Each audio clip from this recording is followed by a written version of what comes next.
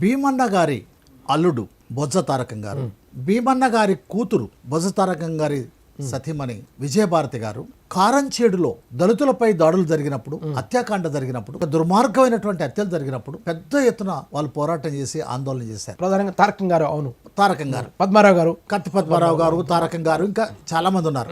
అయితే అప్పటికి భీమన్న గారికి 74 సంవత్సరాలు. కారంచేడు లాంటి కారంచేడు ఘటన పైన భీమన్న గారు ఏమైనా స్పందించారా? స్పందించాడు. ఆయన కారంచేడు అంటే 85 తర్వాత, అంటే ఆయన కానిపించునట కారంచేడున నరుల జంపినట్టి నరవృకాలు అన్నాడు, రాశాడు. కారంచేడు గురించి ఆయన ప్రస్తావించాడు. అలాగే మనకి కారంచేడు తర్వాత వచ్చినటువంటి ఈ అంబేద్కరిస్టు చైతన్యం ఏదైతే ఉందో భీమన్న గారిలో అది మనకు చాలా స్పష్టంగా కనబడుతుంది. ఎందుకంటే అంబేద్కర్ని 44లో కలుసుకోవడం వల్ల, తర్వాత అంబేద్కర్ని తర్వాత ఆయన 40వ దశకంలో అంబేద్కర్తో కలిసి మాట్లాడటం వల్ల అంబేద్కర్ మీద 5 గ్రంథాలు డాక్టర్ భీమన్న గారు రాశారు. అంబేద్కర్ రాసినటువంటి కుల నిర్మూలన అటువంటి గ్రంథాన్ని మొట్టమొదటిసారిగా తెలుగులోకి అనువదించింది భీమన్న గారే అంటారు, అవునా? నిజమే. 1968లో ఎనిహిలేషన్ ఆఫ్ క్యాస్ట్ అనే పుస్తకాన్ని డాక్టర్ భీమన్న గారు కుల నిర్మూలన అనే పేరుతో అనువాదం చేశాడు. అది అనువాదం చేసిన తర్వాత భీమన్న గారి తాత్విక పరిణామ క్రమం మనం అంచనా వేయొచ్చు. భిన్నంగా ఒక గుణాత్మకమైన మార్పు భీమన్నలో కనబడుతుంది కుల నిర్మూలన అనువాదం చేసిన తరువాత. వెంటనే ఆయన 1968లో ధర్మం కోసం పోరాటం అనే ఒక అద్భుతమైన దళిత మేనిఫెస్టో, అంటే ఒక పాలసీని చెప్పేటువంటి, అంటే కల్చరల్ పాలసీ ఎలా ఉండాలి, ఎకనామిక్ పాలసీ ఎలా ఉండాలి, పొలిటికల్ పాలసీ ఎలా ఉండాలి, ఈ మూడింటిని ధర్మం కోసం పోరాటం అనే ఒక వచన గ్రంథంలో దామోదరం సంజీవి గారితో కలిసి ఆయన కర్నూలు జిల్లాలో నెల రోజులు పర్యటించి మాలమాదిగ వాడల్లోకి వెళ్లి వాళ్ళ బాధలను తెలుసుకొని వచ్చి అద్భుతమైన ధర్మం కోసం పోరాటం అనేటువంటి ఒక వచన గ్రంథం రాశాడు. అది దళిత అభ్యుదయానికి, కుల నిర్మూలన చైతన్యానికి మేనిఫెస్టో లాంటి రచన. అది దళిత కైపిడి అనే పేరుతో కన్నడంలో కూడా అనువాదం అయింది. ఆయన ఒక మాట అంటాడు, లంచం పుచ్చుకున్న 1,00,000 రూపాయల కంటే ఒక తుపాకీ బలమైనది, తుపాకులు పుచ్చుకున్న 1,00,000 మంది సైన్యం కంటే ఒక ఆటం బాంబు బలమైనది, 1,00,000 ఆటం బాంబుల కంటే ఒక కార్మికుని చెమట బొట్టు బలమైనది, 1,00,000 మంది కార్మికుల చెమట బొట్ల కంటే ఒక మార్క్స్ సిద్ధాంతం బలమైనది, 1,00,000 మంది మార్క్సుల సిద్ధాంతం కంటే ఒక మహాత్ముడి రాజనీతి బలమైనది, 1,00,000 మంది మహాత్ముల రాజనీతి కంటే బాబాసాహెబ్ అంబేద్కర్ సమతా ధర్మం బలమైనది అన్నాడు. చాలా గొప్ప మాట. ఇది ఒక నినాదంగా అందరూ పెట్టుకోవాల్సినటువంటి బ్యానర్స్ రాసి ప్రచారం చేయాల్సినటువంటి అవసరం ఉంది. ఎందుకంటే విభిన్న తాత్విక దృక్పథాల కంటే బాబాసాహెబ్ అంబేద్కర్ దృక్పథం ఎందుకు భిన్నమైనది? మార్క్స్ సిద్ధాంతం గొప్పదే, గాంధీ సిద్ధాంతం గొప్పదే, వీటిని ఆమోదించాడు. వాటిల్లో ఉన్న పరిమితుల్ని ప్రశ్నించాడు.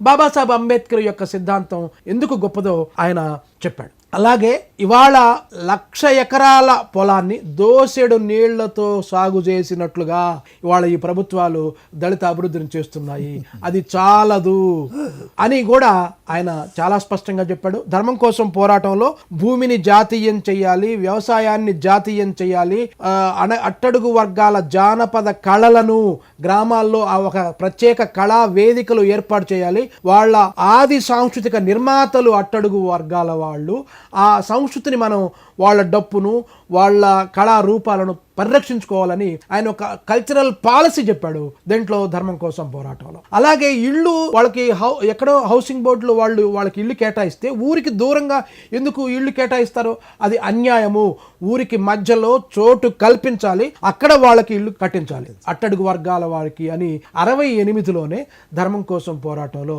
ఆయన చెప్పాడు, పేర్కొన్నాడు. అలాగే పాటల్లో అంబేద్కర్ అనే పుస్తకం రాశాడు. అంబేద్కర్ సుప్రభాతం అనే పద్యాల్లో అంబేద్కర్ అంటే దేవుళ్లను ఒక్కటి చెప్పండి, జయ జయ అంబేద్కర్ ఈనాడు దళితులకు ఒక జాతీయ గీతంగా అయింది కదా, అది భీమన్న గారే రాశారు కదా. భీమన్న గారు అంబేద్కర్ గురించి పాటల్లో అంబేద్కర్ అని దాదాపుగా 70కి పైగా పాటలు రాశాడు. అంటే ఒకే వ్యక్తి మీద 70 పాటలు రాయటం అనేది చాలా చాలా అరుదైన విషయం. అంటే అంబేద్కర్ బహుముఖీన సాహిత్యాన్ని అర్థం చేసుకున్నాడు కాబట్టి, ఆయన రాజకీయ, సామాజిక, ఆర్థిక దృక్పథాన్ని వివేచించాడు కాబట్టి భీమన్న అనే పాటలు రాయగలిగాడు. జయ జయ జయ జయ హే అంబేద్కర, జయ భారత భాస్కర, జయ మానవ మందార అన్నాడు. అంటే ఒక జాతికి జాతీయ గీతంగా పాడుకునే ఒక మొదటి గీతాన్ని భీమన్న అందించాడు. ఆ స్ఫూర్తితో మనకి అందుకో దండాలు బాబా అంబేద్కర్, ఆ స్ఫూర్తితో భారత్కి మార్క్స్ అంబేద్కర్ జయరాజ్ అన్న పాట, ఆ స్ఫూర్తితో మిగతా వాళ్ళు పాటలు రాశారు. చాలా చాలా పాట. అలాగే భీమన్న అంబేద్కర్ సుప్రభాతం అని రాశాడు. అంటే నిద్రపోతున్న దేవుళ్ళను మేల్కొల్పుతారు సుప్రభాతంలో, కానీ నిద్రపోతున్న జాతిని మేల్కొల్పాలి కదా, అది అంబేద్కర్ సుప్రభాతము అని రాశాడు. అంబేద్కర్ యొక్క ఆ తాత్విక దర్శనాన్ని దాదాపుగా 150 పద్యాల పైగా అంబేద్కర్ సుప్రభాతము అని రాశాడు. ఆరోగ్యమును లెక్క చేయక మరో వ్యాసక్తికిన్ పోక నీ ధీరోదాత్తత సర్వమున్ దళిత జాతీయము గావించినాడవు ఔరా కారణ జన్ముడివు యుగకర్త ఇంక నీ దారిలో జోరాజోరుగా పురోగమింతుము నమస్సులు డాక్టర్ అంబేద్కర్ అనే మకుటంతో రాశాడు. నీ దారిలో మేము జోరాజోరుగా పురోగమింతుము అని అంబేద్కర్ సుప్రభాతం రాశాడు. తర్వాత అంబేద్కరిజం అనే పుస్తకం రాశాడు. అంబేద్కర్ మతం అనే పుస్తకం రాశాడు. అంటే ఇన్ని పుస్తకాలు 85 తర్వాత ఆయనలో వచ్చిన పరిణామ క్రమం. అంటే కారంచేడు తర్వాత ఈ సామాజిక విముక్తి పోరాటాలు, ఆత్మగౌరవ పోరాటాలు ప్రభావం వల్ల భీమన్న తన తాత్విక మూలాలను చెరిపేసుకొని కొత్త అంబేద్కరిస్టు మూలాలతో రావటం అనేది ఒక కవి యొక్క సహజమైన తాత్విక పరిణామ క్రమానికి నిదర్శనం. చాలా మంది కవులు బొంగరాల్లాగా ఉన్నారు. బొంగరానికి భ్రమణ వేగమే గాని పురోగమన శీలం లేదు. భీమన్న మారుతున్న కాలానికి అనుకూలంగా కవి మారుతూ ఉండాలి, సామాజిక ఉద్యమాల ఎరుకను సాహిత్యం ద్వారా ప్రచారం చేయాలి అనే ఒక నవీన దార్శనిక దృష్టితో భీమన్న సాహిత్యాన్ని సృష్టించాడు.